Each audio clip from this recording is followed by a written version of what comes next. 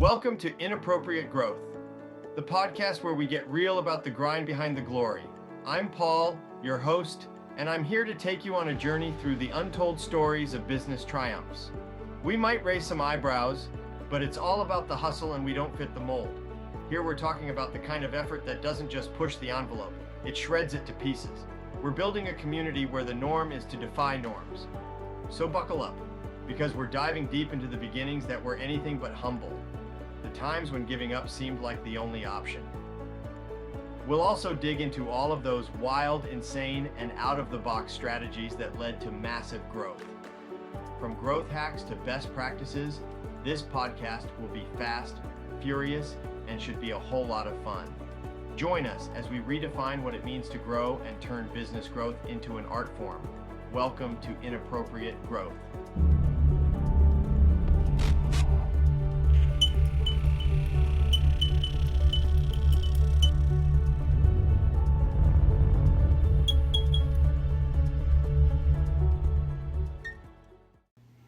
Welcome to the Inappropriate Growth Podcast. I'm Paul Angelle, and today's guest is a man I've known since the late 1900s.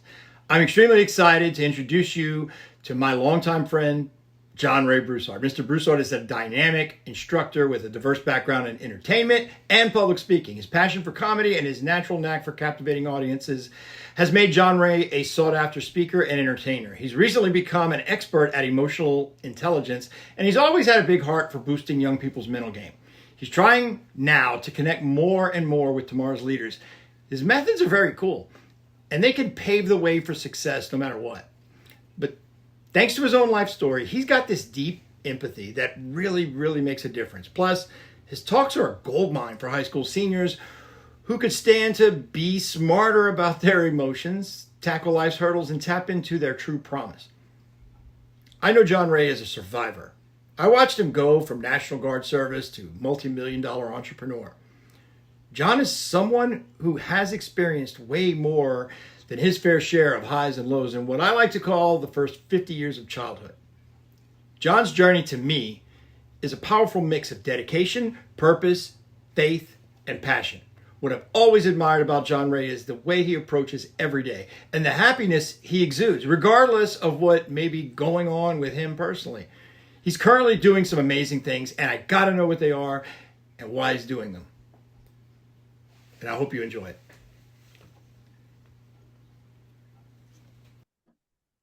Hey, John, how are you? Yeah, great. All right. Well, John, welcome. I want to jump right into some questions. Go ahead. Your dedication to improving the emotional well-being of young adults. That's pretty exciting. Now, can you share a personal experience or a moment that inspired you to pursue this path? And why do you feel it's crucial for you to continue this work? Yes, thank you so much. And thank you for having me. For sure, it was a moment that did it for me. That started me on this path. At 19 years old, I was on stage at the Comedy Zone at the old airport, at the airport in Lafayette, at the old Ramada Inn. And I got on stage. I'd been doing comedy for about 7 months, getting paid for it. MCing, introducing comedians, go on to the radio stations every Friday and Saturday mornings, and just promoting. And I was on stage practicing. I was bringing an accordion into my act, and nobody was in the audience, and I just all of a sudden I had this thought that popped in my head, and it was like, what are you doing? And this is how like God talks to me, I guess, right? Through thoughts. What are you doing with the talent I've given you? Why are you wasting it on temporary laughter whenever you could provide a lifetime of joy, peace, and happiness? And my first thought as a Catholic was, I can't be a priest. I like women too much. I ruled it out right away, But that was my first thought, because at 19, I said to myself, well, this is some kind of calling. This is something. It was because I never forgot it. And from that time up until 2015, 14, when everything took a dip again, and I was in the midst of chaos myself, I was introduced to a guy by the name of Parrish Taylor by my mentor in my work life, Bob Luke. And he just amazed me with, I had never heard of emotional intelligence. I didn't know what it was, and God, did I need it so bad. And that's what the thing is, I still need it every day, and what that gave me with Paris Taylor teaching it, like he went to, he's from, I want to say Indiana, and he took a student from the 7th grade, athlete, football player, and coached him with EI all the way through high school. He got a scholarship to Nebraska State and went on into the pros. And the way he described it, it was like the kid was just, he was a wide receiver. He could miss a pass and get up and like nothing was wrong. He could make a mistake, that at the end of the play, it was done. And right. and that's, I was like so impressed with just that. I was like, wow, man, if I could just be done with something, mentally, or take criticism or advice that you really don't want, at times, and just be able to process it properly. My biggest thing is from either, just getting mad, getting angry at certain things and losing my cool and being stupid in lines at stores. Yeah, you said some things, I started these companies, but I still John Ray. I still had my bad habits, and not knowing that I could be, through self-awareness, biggest one is self-regulation, which I look at as thought regulation. And then you got self-improvement, self-motivation. And then you go into social skills and social skills, basically empathy. I've been asked to talk on different things for different like hospitals and whatnot. But yeah, so what led me to this, to answer your question without getting too long-winded, is from 19, and I had a gap from 19 till I was 40, 45. It took me that long to get this emotional intelligence, get my platform to speak and to know what that calling was, and I just fell in love with it, dove into it, and it's just become a practice every day. So I guess I don't say experience comes when it comes, right? And I guess it's not unusual for me to learn something and think, wow, this could have been useful 30 years ago. This would have been good advice to hear when I was a high school senior. I'm guessing when you're applying this, like your mentor, or I guess it was Parrish, the impact it can have on someone maybe change the trajectory of their life. When you're talking to people in their 50s, yes, you can change the rest of their life, but right where they are right there, you can't go backwards. Well, and I've been fortunate enough to do the State Troopers Academy for Louisiana and all the police departments around here. And one thing I just, without fail, every time I'd get 2 or 3 very upset older gentlemen. And it was not upset at me, but upset with the system. Why didn't we learn this when I was a kid? This could have helped me when I was 10 years old, knowing this stuff, to practice it. Now I get it, this wisdom this late, what good is it going to do me, But it does good, because just be able to stop worry and anxiety and mind shift back to a positive state of mind and get your mindset back right. That's what it's all about, right? Because we get thrown just slugs in the face all day long, and it's not, we can't control the outside events, but we can control the way we respond to them and the way we the self-inflicted pain we cause ourselves. can be very much minimal compared to, you know. Well, and now I remember this back in college. You served in Operation Desert Storm. Thank you, by the way. Yeah. You later found yourself offering spiritual support at a local jail. I remember that pretty vividly. What motivated this shift towards this community involvement after your military service? Well, it kind of went hand in hand with community service, actually, to be honest with you, I have to, when my kids were at Fatima, I became real good friends with Father Russo and Deacon Tim Maragos, and I was discerning to be a deacon at the time.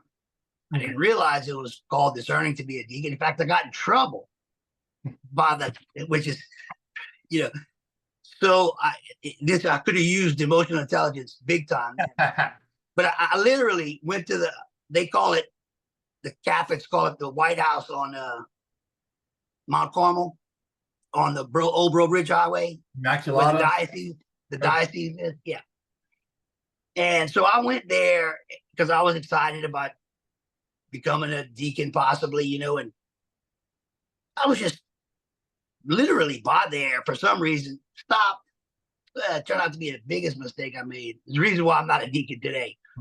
Now, by this time, you got to understand, because I was discerning, talking to the priest, well, they were using me. I mean, they were like, John Ray, I need you to go to this, old folks home on this day, or nursing home on this day. Old folks, right? You can see I'm Cajun with the old folks. I still have my same terminology, but the nursing home, and I got to visit with a couple of mothers of priests. Just so happened, the way it worked out, I'd bring them communion every Friday. And then I got approached, man, we need some help at the jail. We need some help at the jail, You think you could, I said, yeah, not a problem. So every other Thursday for 4 years, I went over there. And man, it was a great experience, I can imagine. Yeah, it was fun because, I mean, I tell everybody, look, when it comes time for communion, I said, look, come and taste it. I know if you're not Catholic, y'all want to taste it. Y'all want to taste what it tastes like. I know it. Look, I'll let you taste it because I don't refuse Jesus to anybody is what I'd say, right? But it was just a very humbling experience. It was so nice to be able to just go in the jail though and be free, like I just follow the guard, right? Yeah, that makes it a much different experience. Yeah. It's much different seeing it. And but that's to answer that question, that's what led me into that venue of going to the jail.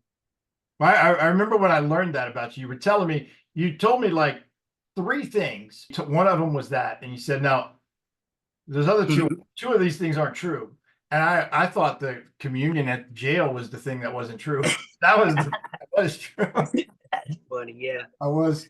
Now, I also know you from business. You built 3 companies exceeding $30 million in sales. Now, that's a lot. And I'm just wondering, in all of that, I'm sure there was a lot that led to that. But what was the biggest challenge you faced as an entrepreneur that you could think of, and how did you overcome it? Wait, I don't know if I have overcome it. I think it's something that I'm still overcoming. It's partnerships. That has been my death.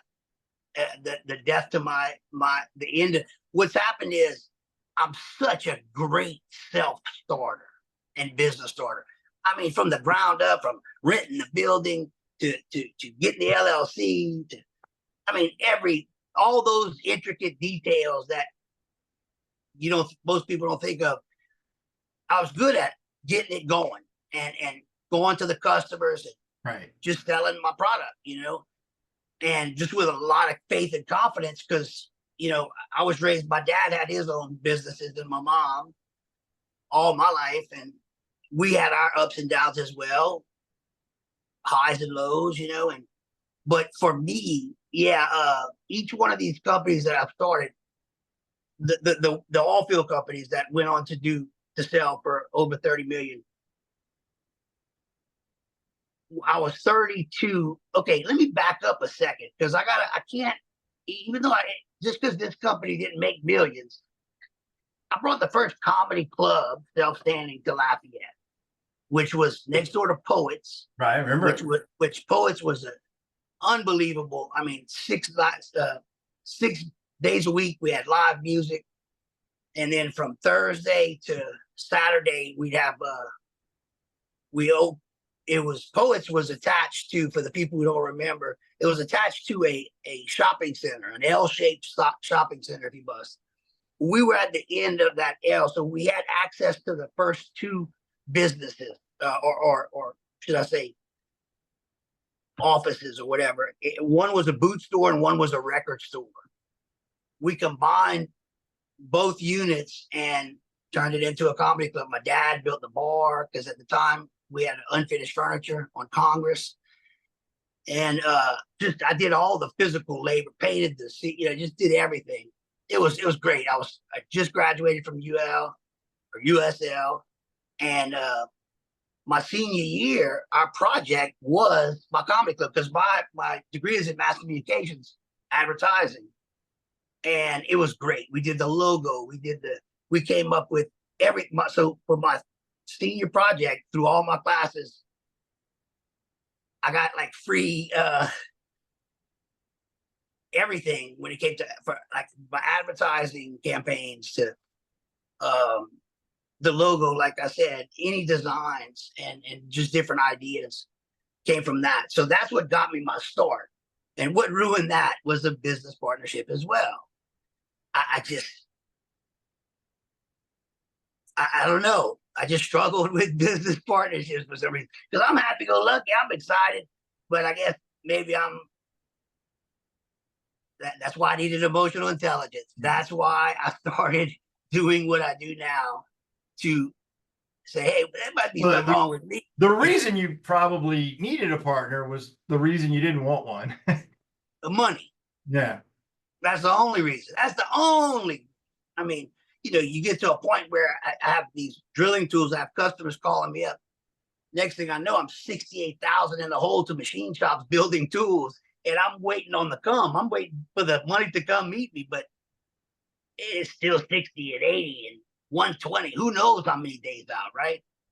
So yeah, it got to be pretty stressful on that side. And my problem was I picked my partners in some situations too fast. I think, I was desperate.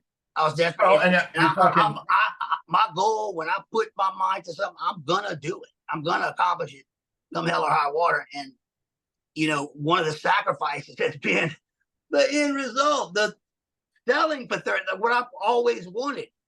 I didn't get to go. I didn't sell for 30 million. The companies I started and got up to at least 500,000 to 600,000 a month in revenue went on to sell without me. I got bought out or squeezed out early. I think it was a lot of it. I was younger. I was always looked at as a young entrepreneur. Now I'm 50, 53, and I'm like, okay, now it's perfect timing. In the big scheme of things, right? I remember thinking that 53 was old. Oh my God! Look, I 48 was old. My goal, I set 3 goals for myself through Anthony Robbins, Personal Power to Success cassette tape. All right, it took a month to go through, but my mom paid $168 for that for a Christmas present for me. That's all I wanted this one year when I was like 18, and I dedicated myself to that. And my 5-year goal was to do stand-up comedy and get paid for it. My 10-year goal was to own a comedy club. My 15-year goal was to own a chain of comedy clubs or something. Well, within 2 years, I was getting paid to do comedy. Within 5 years, I opened up my comedy club. And within 10 years, we opened up a second location to my parents' furniture store in Baton Rouge. So that filled my chain. You checked all the boxes. Right. Well, you mentioned Tony Robbins, and I'm wondering. You mentioned a transformative experience on stage when we spoke last, and kind of ignited your passion to inspire happiness. Can you share that story? Yeah. So right after that, so when I'm on stage and I get this thought, what what triggered it was I was thinking, you know, a lot of times we set goals for ourselves, and when we accomplish them, they just it's like this is it. You know, like when you're up there. So I was up there on stage, and I was thinking to myself, man, anybody can do this. And at 19, I was like, anybody can do this. I really had this fear that developed that am I doing the right thing? This is easy, you know. And but yet, just a few short months before, I was so nervous to get on stage for the first time. You know, I can remember that, and I used to envision myself on stage. But then when the reality set in, and I was actually doing the deed, God, it was just weird. How did I go from fear to wait a minute, anybody could do this? I don't know, but that was the initial feeling I was having, and I had this fear. It was a fear that drove this feeling, and then the thought came, hey, you know, you may be wasting your time on temporary laughter when you could give a lifetime of. But now again, it took me a lifetime, almost my lifetime, to get to emotional intelligence as my solution. But yeah, that was at 19, and then I wrote my mission statement because I was in the process of reading this book on mission statement, and my mission since I'm 18 years old has been to inspire others to happiness within and peace of mind, because it's something that I struggled with, you know, just being a high-natured, energetic kid, you know, getting popped in the side of the head for jumping on you know, in the football, you know, jumping on the line too fast, you know, stuff like that, right?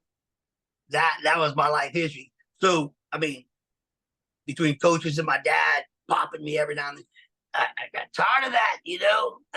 I said, I got to figure this out.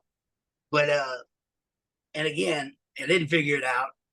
It wasn't till late in life, you know, that I came up with my medicine. And today is my medicine. I don't have to take any other kind of medicine.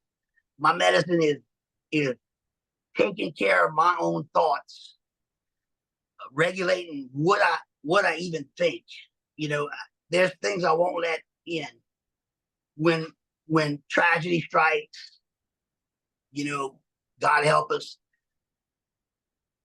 I just have this knowing that I'm going to be okay, and everything's going to work itself out. I just have to have faith and stay the course, and just practice my mental. You know, what am I thinking? Is what I'm thinking going to get me any further into the future, any good? Or is it just going to cause me to be more angry and bitter? And, you know, I noticed, yeah, I had to make a change.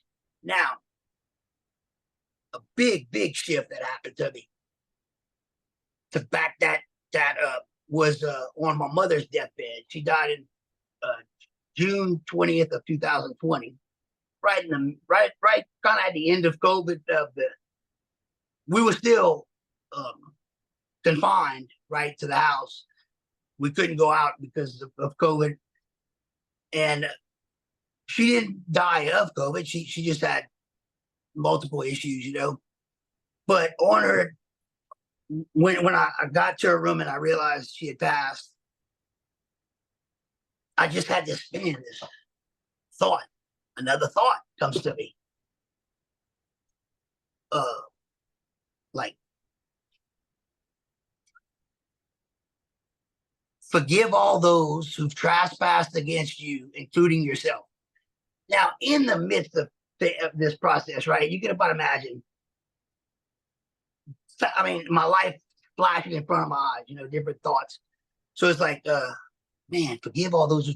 I'm thinking I'm about to start saying that Our Father in French. That's the way I hear it, you know. Right.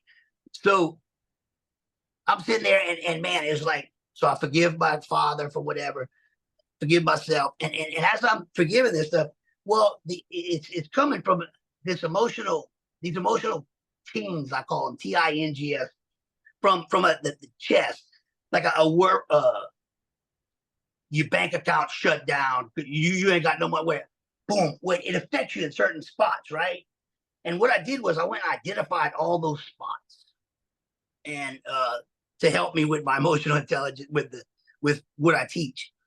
And I was only able to do that because of the vivid memory and dynamics of the way the situation happened, my mom's death. And then I was able to forgive. And I remember talking to Father Chester Arsenault. You know Father Chester, huh? Yes. Cathedral. I do Yeah, know. great. And I said, Father, I said, you can't teach this kind of forgiveness. You can't teach. You can't. How can you teach forgiveness? Because all my life, until that point, I thought I'd forgiven everybody. I forgive you.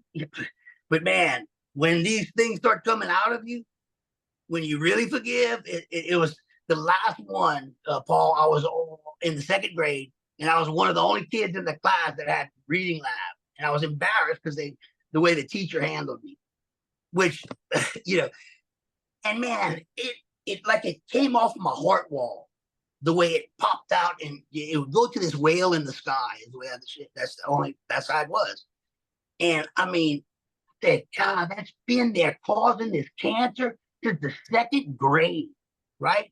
On my heart. And people don't realize, man, our worries, our thoughts, we could drive ourselves. I mean, how many people do drive themselves insane and others, right? But it's just to know that, man, I can control my thinking.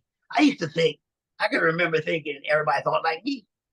I really believed that at one point, that we all thought alike. No, not at all. You know, it took some hard lessons to figure that I out. don't think anyone thinks alike. I know, but I was just, just naivety. It was funny though. Well, you mentioned Parish Taylor, and you mentioned Bob Luke. Who are some mentors or figures who've inspired your approach to personal development? Like, how have those teachings impacted you? Yeah, no, I tell you what, Dr. Patrick Murphy, yeah, wrote a book called the Power of the Subconscious Mind. And that was one of my first books I read after doing the Anthony Robbins Personal Power to Success tapes and whatnot. And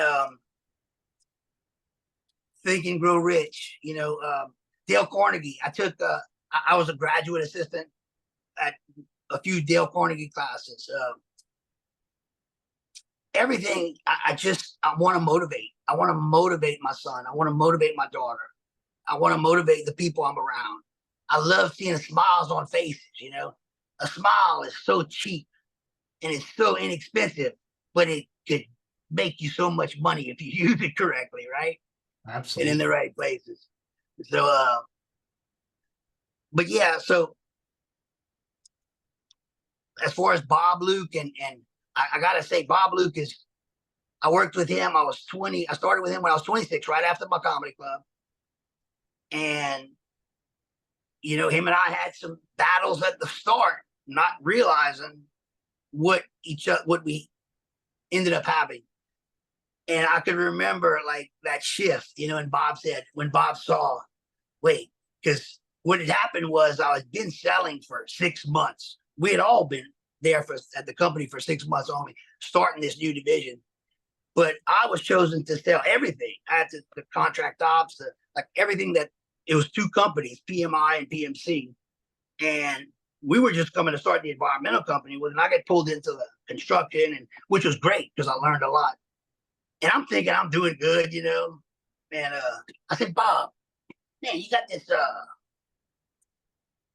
we do flex lancing? It's a simple question. What?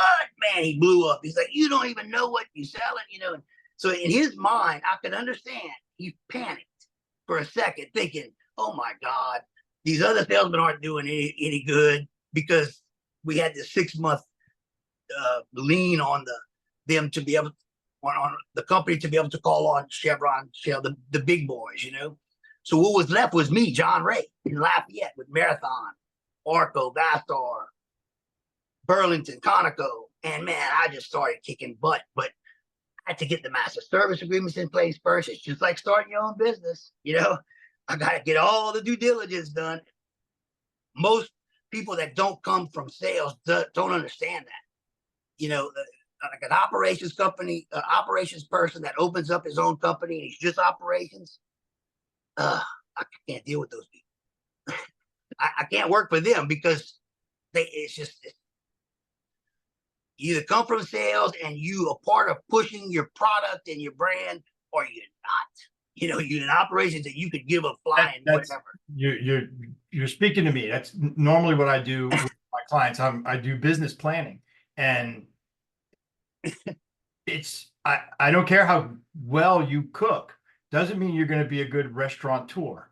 Because I know some people that run and operate profitable restaurants, and that's hard to do in this economy, but they do it and they can't cook an egg. They don't know how to cook. But I know some people who are unbelievable cooks, and they have failed multiple times to open restaurants.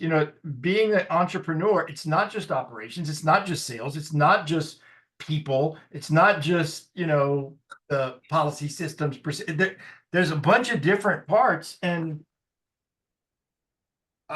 usually the problem is somebody spending too much time in one part, and the other. And it's if you come in from sales is the most important part. Well, marketing thinks they're more important in sales, and the engineers and production, they think they're more important. Everybody's got their own little thing, and being the entrepreneur, that's why it takes that person who struggles with boredom, because you got to be interested in all of this, or it's not right. Exactly. All right. Well, speaking of other things, I saw recently you sent me an outline for it was a lobby outline for a Contractors Advocacy Alliance. Now, yes, this was impressively comprehensive and well structured, but beyond the logistical and strategic, explain it. Pretend you're talking to me, a fifth grader. Yeah. What is the purpose or driving force behind what seems to me as a decision to create this lobbying company? And I guess, moreover, what do you hope to achieve for contractors in the service industry beyond the practical steps? Right, man. Great question. I started this conversation out back in 2007. I bought a book on lobbying. I became interested because I just felt the need. I felt that they were missing the service company providers. Okay, people that provide people that provide equipment, people and equipment. Man, we get rolled over by our clients day in and day out. I've had to eat hundreds of thousands of dollars in tickets because I wanted the next job or whatever it was, right? And I just, especially after the BP spill and everything, man, they threw the service companies, Halliburton, Baker, all these guys, and including I had tools on the rig at the time. They threw us under the bus. It was their fault. The oil company, we had no voice. The only people who had the voice was BP, Chevron, Shell, the oil companies. And look, they're my customers, so I gotta be nice. I'm not trying to cause any kind of advocacy in a wrong way. I just want to give, man, like you said, entrepreneurs. It takes an entrepreneur to go start a service company, like Nathan Granger and Troy Collins. Man, they faced adversity and they got two great companies now, each of them separate. But I admire guys like that. Bob Luke, even taking that Tiger tanks and turning it into just a multi, Tiger cleaning, Tiger safety, PMI. He's just done a tremendous job with that. And you could ask Bob. I mean, man, when it comes to pricing and just fairness, it's just we get whipped. We're the whipping child, and so when I started talking to Jeff Landry about this before he was even in office, okay, I see him at Red. The current governor, the new governor, Louisiana. Yeah, and then he and I were in the National Guard together, and we actually had we dated girls at the same time that were good friends. So I when I first told Jeff about it, Uh, let me see something here. My phone is. When I first told Jeff about it, he was like, "Man, I think that's great. That's a great idea." Now, because at the time he wasn't in office or anything, right? I didn't even know he had plans to run for office at the time. So, that motivated me, and then to keep it Motivated. going. Yeah, who knows? Yeah, it could have motivated. Yeah, that's right. But I just enjoy. I enjoy lobbying. I really do. I'm a natural. Judge Saloon, Ethan and Savannah went to Fatima together. We became real good friends, and he told me, I had helped the city council because I'm also a former planning and zoning commissioner, parks and recreation commissioner, and I started the Lafayette Parish Neighborhood Watch Managers Association in 2010, which my lead into being a lobbyist was my uncle said, "You got to start somewhere." So where did I start? The neighborhood watch manager for my neighborhood. I mean, when you talking boots to the road ground, I was right there, and I had helped Bruce Conk get elected over Jerry Trump's or whatever his name. And he came to my house, him and his wife at 12 o'clock at night. Look, I'm gonna make you a planning and zoning committee. Well, he forgot about all that. I didn't forget about it. I ended up the only reason why I was a planning and zoning commissioner is because some nice person called me up and said, "Man, they could be appointed to planning and zoning." Okay, I went 10 minutes before the city council meeting, talked to every single councilman except for Bruce. Well, I talked to Bruce. Bruce said, "I can't put you up." So I had to get somebody else to put me up. So you see, he reneged on me. But I still managed to get the position. And I have no ill feelings towards him for that. I understand politics. Look, especially, that's why I don't want to run for a councilman, and that's what Doug Saloon was telling me. He said, because at the time they was talking, people were saying, "Man, why don't you run for District 6, because Bruce had backed out or whatever, or he went to work for the Chamber of Commerce. And I just have a passion for making a difference in my city. You've got a big part of the whole process in that contractor oil field service space that doesn't necessarily have the same seat at the table that the larger, multinational companies have. I mean, Right. They sure have lobbyists. Yeah, exactly. That makes sense. Okay. And all this comes in. So I know that you're trying to do more and more speaking and getting into schools and stuff. Like, how can people get more information about maybe bringing you into their speaking process, contacts with lobbying? What's the best way for people to reach out to you? Man, social media. I have a huge platform. I have a lot of consistent followers on LinkedIn. I really like LinkedIn. It doesn't have as much of the shadiness as we've been getting from other sites, from just people from all over the country trying to scam you, right? And just mainly LinkedIn, social media, Facebook, Instagram. I do have a website. The company I put my speaking engagements under is called the letter X, the letter L, the letter R, and the letter 8 That's biz. XLR8biz, biz.com. You can see me right there. That's my website. Okay. Yeah. So that's the best way. Well, I appreciate it. All right. Well, this has been awesome. It's great catching up. Always a good time. I never ran into you when you were in a bad mood. And I sometimes found out after the fact that he had every reason to be in a bad mood. Right.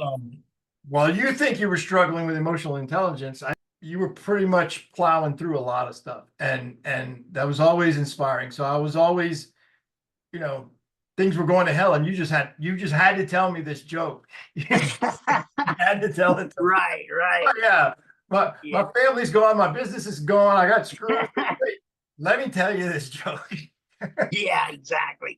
And that's been my saving grace is my ability to tell a joke on a dime. And humor is a big deal. It's I think humor has probably stopped some wars from happening. So I can only imagine.